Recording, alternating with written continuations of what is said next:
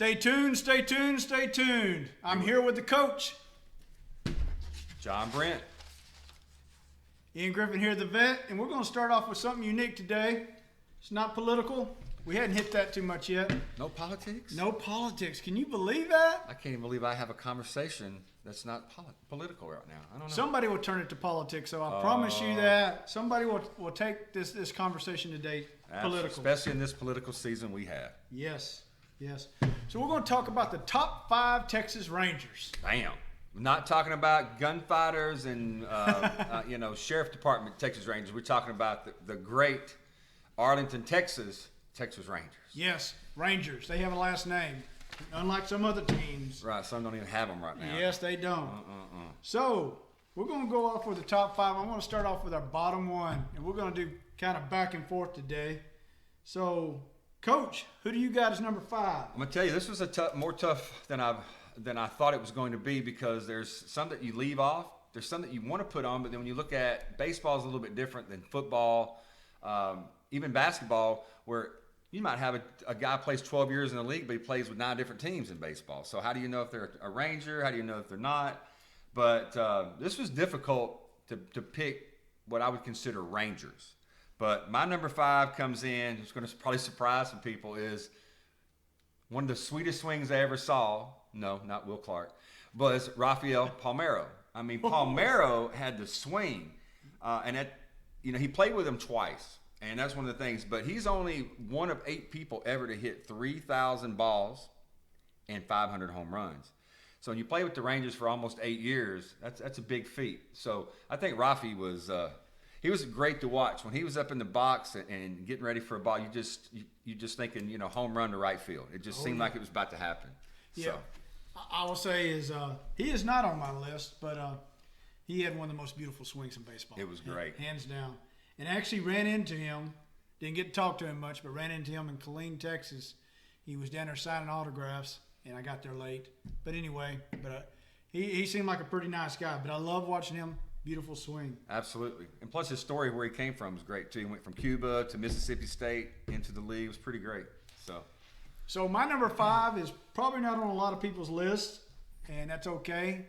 And I picked a guy named Rusty Greer. Man. Because he gave it his all, and that's what ended his career. Redhead. Yep, the Red Baron. That's right. And he ran into that wall, and that kind of just destroyed his career. It did. But he was what we'd call an overachiever. Somebody say, well, we don't know if he's got all that talent. And then he just shorted up in left field. Well, he was one of those things, like you say, he might not have been the best player, but he was one of those Rangers that you knew he was going to be a tough guy. He was going to give it his all. He just looked like a Texas Ranger. Yeah. There's a couple of them that are that way. There's 1 or 2 I left off the list that were Texas Rangers. So. Yeah. Rusty Greer was the guy that you would say, hey, son, I want you to, that's who you need to be like. Exactly. He is the example of what a person should be like on a baseball field. So what do you got for number 4? Number 4 probably won't surprise many that he's on the list. It might surprise that he's a little bit lower than some might have him, is Adrian Beltre. Oh. I mean, this guy here played third base. And when you think about the way he played third base, and you think about the great Buddy Bell that came before, then you're talking about there's some good players there. But Beltran not only was a good player, he was a great Ranger. Fans loved him. He gave it his all. But the teammates loved him. I don't know if you remember when he retired, they were kidding him around and playing around like he was a big brother. So I think putting him at number 4, that's a good list. Yep, I love Adrian. I think he's a great ball player. My number 4, I'm going back a few weeks, is old Jim Sundberg. Ooh, man, the catcher. He was our first dominant catcher. Yes, and he was the backstop. And really at that time, it was him, some guy named Johnny Bench, and some guy named Thurman Munson. Right. And that was about it in the league. Absolutely. As the dominant catchers in the league. And Jim Sundberg was just there week in, week out, every day. He was just solid. He's one of those guys. It was kind of the precursor to what we got to see with the great, Pudge Rodriguez coming up later. So, all right. So that's number 4. My number 3. And I'll be honest with you, I looked at a couple lists online. This guy was not in the top 5, and I could not believe it. And he's my number 3, Juan Gonzalez. I mean, you could not be a Rangers fan in the 80s and 90s, getting into that period, actually more in the 90s, but without thinking of Juan Gonzalez. He played from 89 to 99, so he was there for 10 years. And that's not easy to do with the way baseball is. Also, he was a two-time American League MVP. I mean, that's great. Two-time home run leader. So how could you not be in the top 5? That's what I'm thinking. I remember that they had predictions when he was in his prime that he would be the first guy in a long time to do the Triple Crown. Yes, I remember that. He had RBIs like 160 a season. I mean, insane. He had 40-plus home runs 5 seasons and 100-plus RBIs in 8 seasons. Are you kidding me? In 10 years. Great player. I love when he stood up there. It was like he was so just no emotions, and all of a sudden he just unleashed.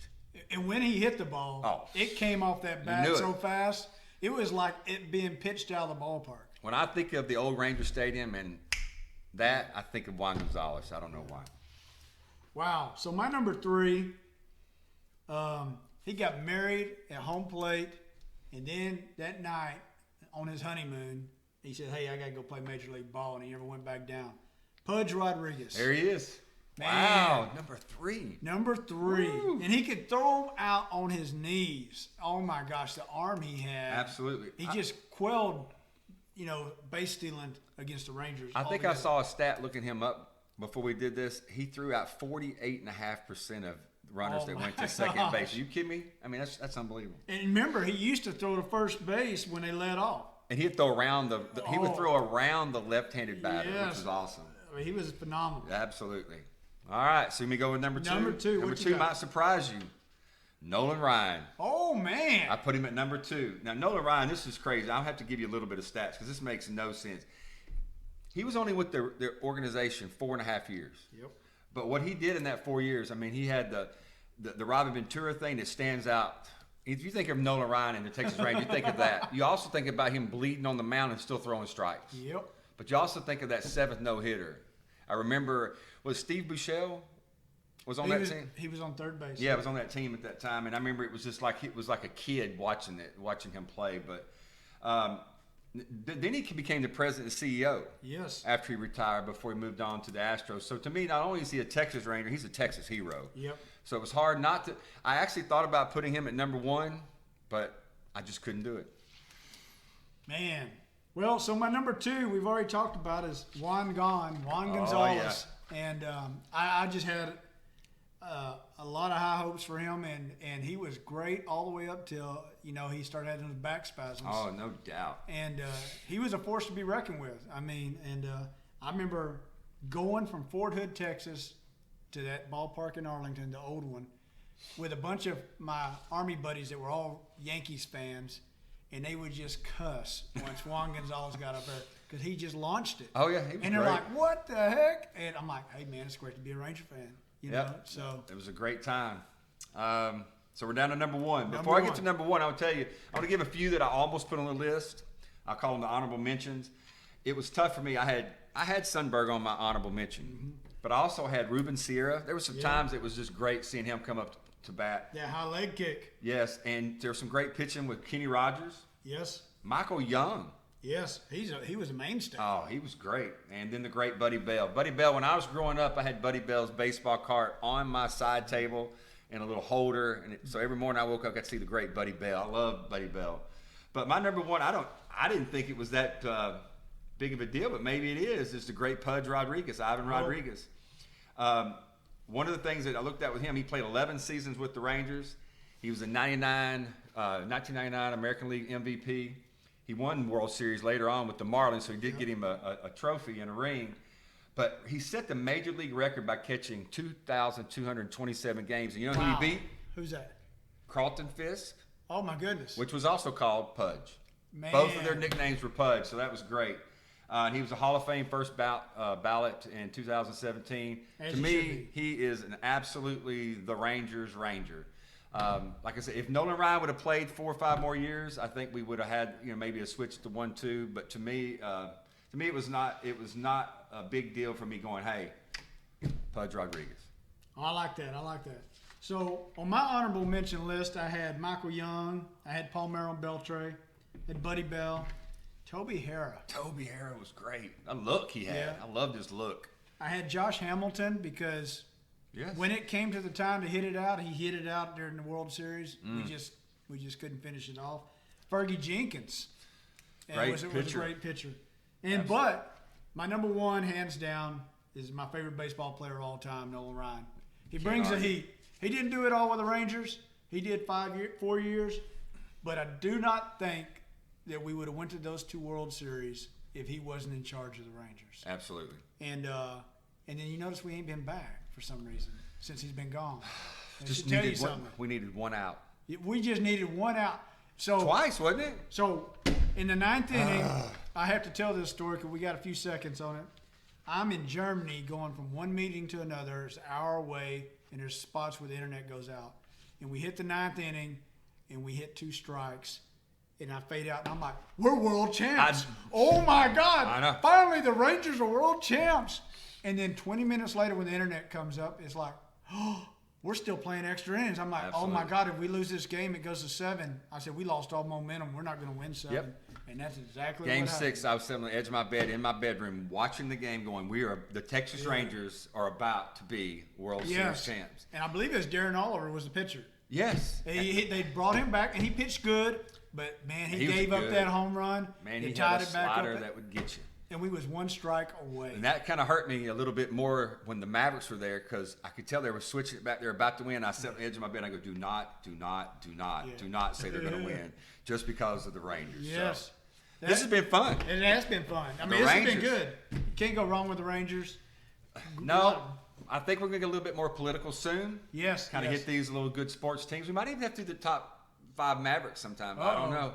That will be difficult for me because I'm a huge Mavericks fan. That would be interesting right there. All right, so let's move it on. All right, so it's good to see everybody on here today. And what we ask is you to stay tuned to society and the world so you can be better educated. Yeah, check us out on Facebook. Check us out on Spotify. Check it out on YouTube. Like us, subscribe to us, tell your friends about us because we got more coming. We're just 2 guys, the coach. And the vet. Just trying to stay tuned. All right.